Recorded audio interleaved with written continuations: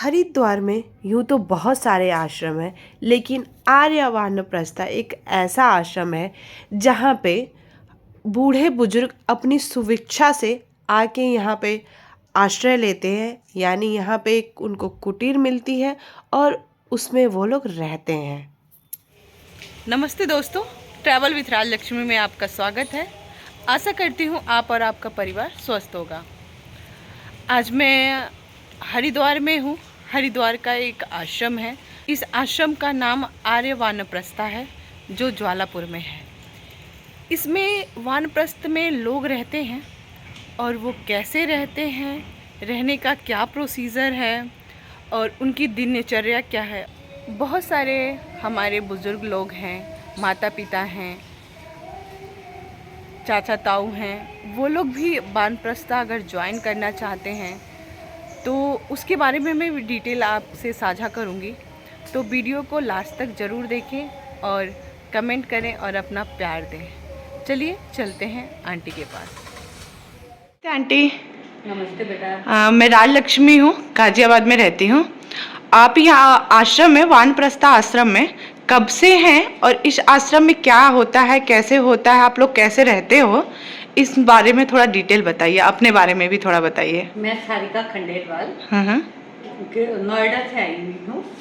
2016 में हम पति पत्नी दोनों आए थे। 3 महीने हमने यहाँ पर रह के यहाँ के नियम और जो यहाँ के संध्या के मंत्रों को सीखा सही से, और उसके बाद हमारा एग्ज़ाम हुआ, फिर दीक्षा हुई। उसके बाद हमें यहाँ पर रहने की ये जगह मिल गई थी। ओके। उसके बाद से आप लोग यहाँ पे रहते हो तो उसके लिए आप लोग को क्या करना होता है? यहाँ रहने के लिए देखो, यक्षाला रोज जाना होता है। ठीक है। सुबह सुबह शाम को और रात को 3 टाइम यहाँ प्रोग्राम होते हैं। सुबह संध्या, हवन, भजन, प्रवचन होता है। शाम को 3:30 बजे से भी किताब पढ़ी जाती है, भजन होते हैं और हवन होता है। अच्छा। रात को 8 से 9 यहाँ भजन होते हैं, तो इसमें जाना होता है। ये यहाँ का है। और साथ में यहाँ पर सब लोगों को कुछ ना कुछ सेवा भी करनी पड़ती है। ओके। मैं आजकल लाइब्रेरी में सेवा दे रही हूँ, वहाँ जाती हूँ। ओके। और बाकी समय अपना स्वाध्याय करो और अपने घर का काम, खाना पीना और वो सब मैं खुद बनाती हूँ। अच्छा। लेकिन यहाँ पर भोजनालय भी है। हाँ। लेकिन मैं वहाँ ना खा के मैं अपना खुद बनाती हूँ और खुद खाती हूँ। ओके। तो आप अंकल जी के साथ में आए थे? हाँ, मैं इनके साथ आई थी, हाँ। खंडेलवाल जी के साथ। लेकिन 2019 में हाँ। मई में इनकी डेथ हो गई थी। उसके बाद मैं यहीं पर हूँ। ओके। और जाती हूँ बच्चों के पास। हाँ। बीच में 1-2 महीने में एक चक्कर लगा लेती हूँ और बच्चे भी आ जाते हैं। ओके। तो मतलब आप अपनी इच्छा से यहाँ पे रहते हो, आपको अच्छा लगता है यहाँ पे रहना? हाँ, यहाँ रहना मुझे बहुत अच्छा लगता है और अपने लिए सोचने का समय मिलता है। मेन ये है। हाँ।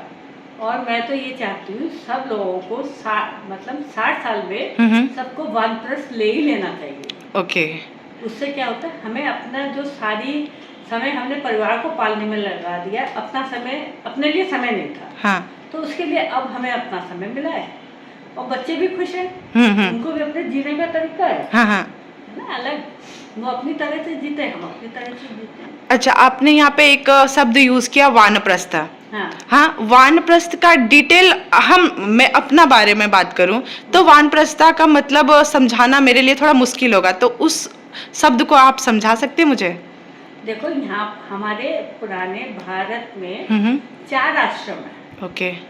पहला ब्रह्मचर्य है, उसमें बच्चों को पढ़ने लिखने का समय होता है। वो 25 साल का उन्होंने वो बना रखा है। 25 साल में बच्चा पढ़ लिख के ज्ञान प्राप्त करके अपना काम शुरू कर देता है। फिर आता है गृहस्थ जीवन। गृहस्थ जीवन में गृहस्थ में आते हैं, वहाँ पर रहते हैं, अपना परिवार को बढ़ाते हैं और उनके परिवार को बढ़ाने के बाद उनकी जिम्मेदारी पूरी हो गई, अपने बच्चों की शादी कर दी, उनके बच्चे हो गए, तो उसके बाद ये वानप्रस्थ तीसरा आश्रम वानप्रस्थ आश्रम है। इसमें हमें समाज सेवा करनी होती है। जो हमें ज्ञान प्राप्त है वो उसका प्रचार करें और नया ज्ञान भी प्राप्त करें और उसको हम समाज में जाग जाके उसको प्रचार करना हमारा काम है, मुख्य काम हमारा ये है। उसके बाद हमारा आता है आश्रम, संन्यास आश्रम। ओके।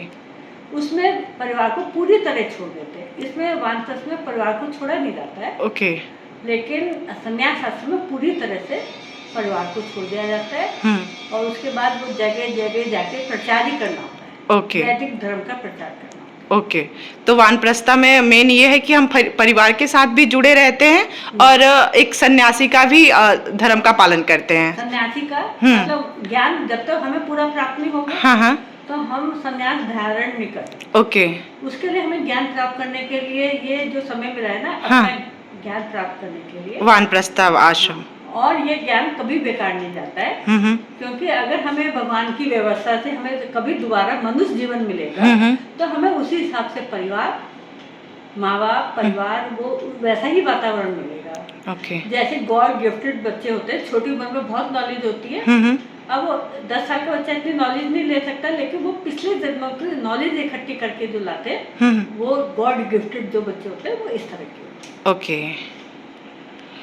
तो ये आश्रम जो आपको आश्रम की तरफ से मिलता है, जो कुटिया आप लोग जिसे बोलते हैं, तो वो आप लोग को जो क्या एग्जाम देने के बाद मिलता है, तो वो कब तक के लिए मिलता है? जब तक यहाँ पर जीवित है तब तक हमारे लिए है। ओके। जब मान लो पहले मेरे पति थे, वो नहीं रहे, अब मैं हूँ, अब मेरे बाद है ना, ये मेरे बच्चों को नहीं मिलेगा। ओके। ये फिर आश्रम में चला जाएगा। फिर जो लोग नए आते हैं ना, उनको फिर अलॉट हो जाता है। तो ये आप तक ही सीमित है। ये मेरे तक ही सीमित। और जो अगर हम इसमें मॉडिफाई कराना चाहते हैं अपने सुविधा अनुसार, तो क्या आश्रम कराने देता है? हाँ, अंदर आप कुछ भी करवा सकते हो। ओके। वो करवाओ। और ये मेरे डेट के बाद है ना, जो ये सामान है जो मैंने करवा रखा हुआ है, सभी रखा हुआ है। हाँ, सब कुछ सामान। बच्चे ले जाने चाहें तो ले जाए, नहीं ले जाते हैं तो ये फिर सामान आश्रम में चला जाता है। तो वहाँ सेल हो या जो भी हो। लेकिन वो पहले आपके बच्चे ले जाना चाहते हैं तो वो मना नहीं करेंगे, आप जो सारा सामान ले जाओ अपना। ओके। मतलब जो भी आप अपना सामान यहाँ पे यूज़ के लिए लाते हो, अगर हमारा परिवार, जो आपके परिवार है, वो चाहे तो ले जा सकता है, अदरवाइज आश्रम को दान कर सकता है। ठीक है। तो आंटी और कुछ बोलना चाहेंगी लोगों के लिए आप? मैं तो यही कहूँगी, हर जने को अपने बच्चों की जिम्मेदारी पूरी करने के बाद वानप्रस्थ में आना ही चाहिए। उसमें हमें अपने पढ़ने का समय मिलता है और जो आजकल बच्चे अकेले रहना पसंद करते हैं, प्राइवेसी चाहते हैं, वो उनको वो भी मिलती है और हमें भी मिलती है। और हम अपनी मर्जी से हम बना सकते हैं, खा सकते हैं अपनी इच्छा अनुसार। अगर हम बच्चों के साथ रहते हैं तो उनके अनुसार जीना पड़ता है। तो मैं तो सबको यही प्रोत्साहित करना चाहती हूँ कि सब लोग आए। और भारतवर्ष में वानप्रस्थ आश्रम बहुत कम है, बहुत ज़्यादा नहीं है, कम है। और जिन लोगों के पास पैसे हैं वो इसको प्रोत्साहित करें, पैसे दे, दान दे, जमीन दे, और इनको वानप्रस्थ को फिर बनाना चाहिए, ज़्यादा बनने चाहिए। ये ओल्ड एज होम नहीं है, ये वानप्रस्थ है। यहाँ पर हम सारा पैसा अपना ही खर्च करते हैं, आश्रम का कुछ नहीं है। यहाँ हम सारा पैसा मतलब दूध, बिजली, सब्जी, फल सब हम खुद खरीदते हैं, खुद अपने तरीके से रहते हैं। ओल्ड एज में आपको उनके तरीके से रहना पड़ता है। आप यहाँ पे जब मर्जी बाहर जा सकते हो, दूध जब मर्जी ला के चाय बना सकते हो। टाइम टेबल खुद का अपना है, अपना टाइम टेबल है, आश्रम का टाइम टेबल है, उस हिसाब से उनको उतना टाइम देना है। उसके बाद हमारा अपना समय है, अपना समय है, हम कैसे करें। तो यहाँ पे जो लाइब्रेरी है उसमें किस तरह की बुकें रखी हुई हैं? इसमें आज से ग्रंथ हैं, वैदिक वेद के संबंधित जो किताबें हैं, वहाँ पर बहुत बड़ी लाइब्रेरी है हमारी है। तो वहाँ पर वो किताबें होती हैं, जो वहाँ जाके पढ़ना चाहे वहाँ पढ़ सकता है। ठीक है। और जो यहाँ रहने वाले होते हैं उनको इश्यू भी हो जाती है। ओके, ठीक है। एक बारी मैं आपको आंटी की कुटिया दिखा देती हूँ। और यहाँ पे स्पेस दिया गया है, ये आंटी ने अपने तरीके से इसे अच्छे से कवर करा लिया है। और ये आंटी का स्टडी टेबल यहाँ पे है, और एक आंटी का सुंदर सा क्यूट सा कार्निवल रखा हुआ है जिस पे पुराने गाने बजते हैं। कुछ दवाइयाँ, और आंटी ने अपने सुविधा अनुसार यहाँ पे एसी, यहाँ पे बेड, सिंगल बेड और डबल बेड, और ये जो अलमारी दी गई थी ये आश्रम की तरफ से दी गई थी आपने? ये खुला एरिया था। अच्छा, ये मैंने खुद बनवाई। ओके। और ये सामने भी मैंने बनवाया। और इधर बाथरूम है, और इधर आंटी का किचन एरिया, जिसे आंटी ने बहुत साफ सुथरा अच्छे से रखा हुआ है। यहाँ पे टीवी भी है आंटी।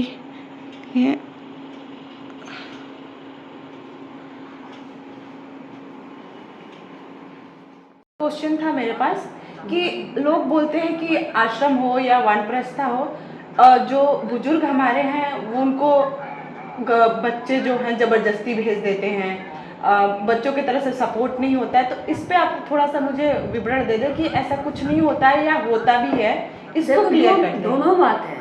कई बार तो ऐसा होता है अंदर से जो अपनी इच्छा होती है तो उससे आदमी आ जाता है। जैसे मेरे अंदर से इच्छा हुई कि मुझे कुछ ऐसा करना, मुझे जीना है, मुझे कुछ ऐसा करना है कि मैं जी सकूं आसानी से। तो मेरी वो इच्छा शक्ति इतनी तेज थी, सबके मना करने के बाद भी मैं यहाँ आ गई। अच्छा, जैसा आपने बताया। हाँ, जैसे मैंने आपको बताया।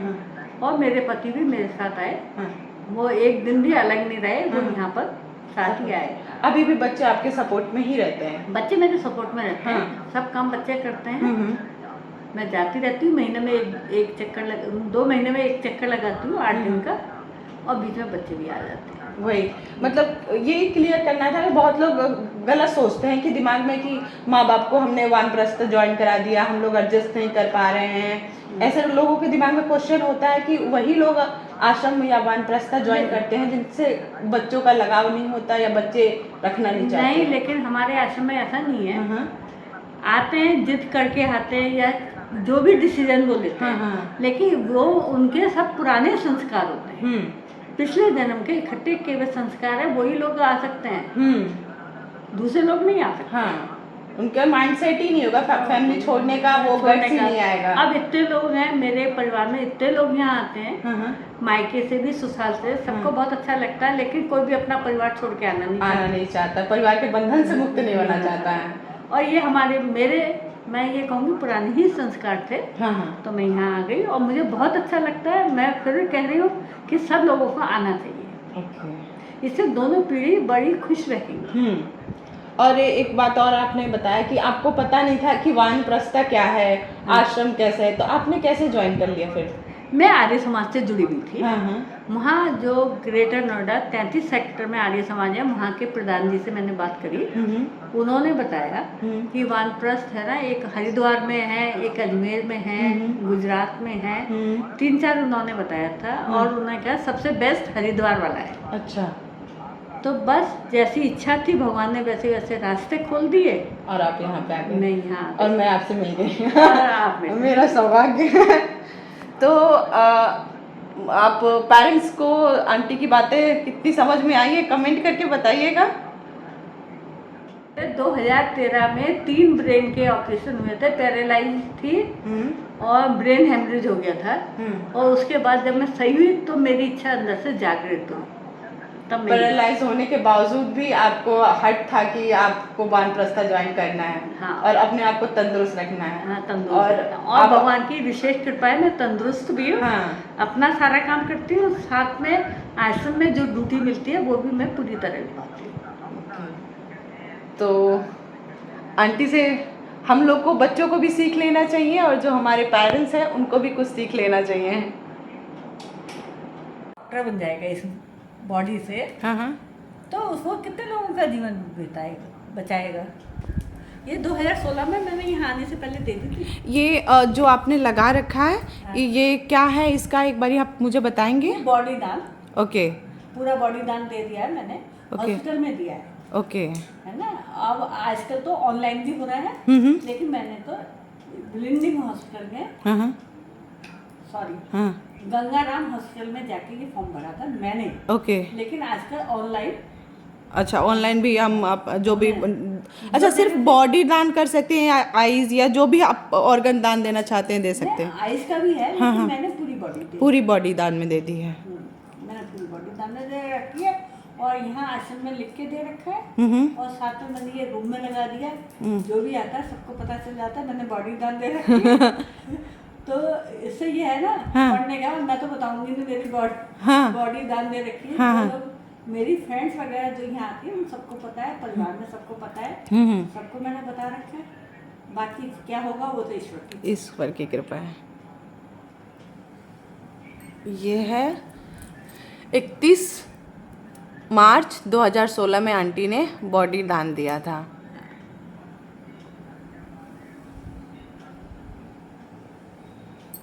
और आंटी के साथ ये पानी फल हम लोग खा रहे हैं, सिंघाड़े हैं।